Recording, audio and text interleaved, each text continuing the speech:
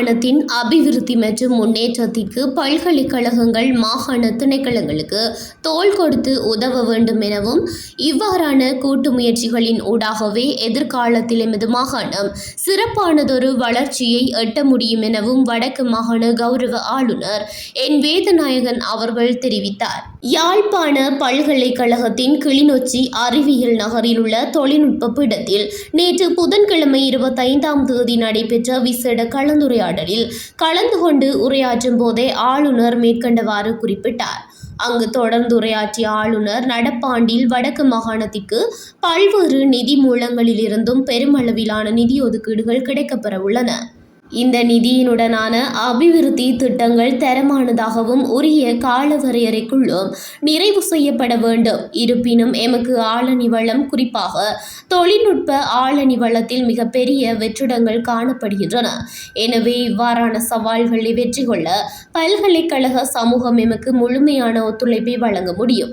இந்த ஆண்டு மாத்திரமின்றி எதிர்காலத்திலும் இத்தகைய விடயங்களில் ஒன்றிணைந்து செயற்படுவதற்கான வலுவானதொரு பொறிமுறையை நாம் உருவாக்க வேண்டும்.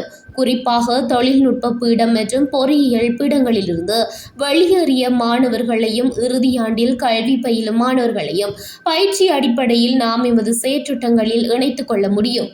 எம்மிடம் உள்ள மனித வளங்களை உச்சளவில் பயன்படுத்தி மாகாணத்தை முன்னேற்ற பாதையில் கொண்டு செல்ல வேண்டும் என வலியுறுத்தினார். அத்துடன் வடக்கு மாகாணத்தில் முன்னெடுக்கப்படவுள்ள அபிவிருத்தி பணிகள் தொடர்பிலும் அவர் விரிவாக விளக்கமளித்தார். ஆளுநரின் உரையை தொடர்ந்து ஆளுநரின் ஆலோசனை குழு உறுப்பினர் கலாநிதி அகிலன் கதிர்காமர் கருத்து தெரிவிக்கையில், மாகாணத்தின் அபிவிருத்தி பணிகளுக்கு பல்கலைக்கழகம் எவ்வாறு காத்திரமான பங்களிப்பை வழங்க முடியும் என்பது குறித்து விரிவாக விளக்கமளித்தார். குறிப்பாக வடக்கு மாகாணத்தில் கடந்த காலங்களில் ஆரம்பிக்கப்பட்டு பாதியிலேயே கைவிடப்பட்டுள்ள தொழிற்சாலைகள், பயன்படுத்தப்படாதுள்ள இயந்திரங்கள் மற்றும் உற்பத்தி திறன் குறைந்த தொழிற்சாலைகளை அவற்றின் ஆரம்ப இலக்கை அடைவதற்கு ஏற்ற வகையில் எவ்வாறு செயற்றிறன் மிக்கதாக மாற்றியமைக்கலாம் என்பது குறித்தும், அதற்கு பல்கலைக்கழகம் எவ்வகையான தொழில்நுட்ப உதவிகளை வழங்க முடியும் என்பது தொடர்பிலும் அவர் சுட்டிக்காட்டினார். இதனைத் தொடர்ந்து பல்கலைக்கழக சமூகம் எந்தெந்த விடயங்களில் தமக்கு தொழில்நுட்ப ரீதியாக உதவ முடியும் என்பது தொடர்பில் வடக்கு மாகாண கைத்தொழில் திணைக்களம் மற்றும் உள்ளூராட்சி திணைக்களம் ஆகியவற்றினூடாக விரிவான கோரிக்கைகள் முன்வைக்கப்பட்டன. குறிப்பாக அரசாங்கத்தின் எண்ணியமயமாக்கல் கொள்கைக்கு அமைவாக தகவல் தொழில்நுட்பம் சார்ந்த செயற்றிட்டங்களில் பல்கலைக்கழகம் எவ்வாறு பங்களிக்க முடியும் என்பது குறித்தும் இதன்போது ஆராயப்பட்டது. மேலும் மாகாணத்திற்கு புதிய அபிவிருத்தி திட்டங்கள் மற்றும் முதலீடுகள் வரும்போது அவற்றின் சாதக பாதகங்கள் குறித்து பகுப்பாய்வு செய்வதற்கும் பல்கலைக்கழகம் பெரிதும் உதவ முடியும் என தெரிவிக்கப்பட்டதுடன், ஏனைய சில மாகாணங்களில் மாகாண நிர்வாகத்துடன் இணைந்து இவ்வாறானதொரு சிறப்பான கட்டமைப்பு உருவாக்கப்பட்டுள்ளமையும் இக்கலந்துரையாடலில் சுட்டிக்காட்டப்பட்டது.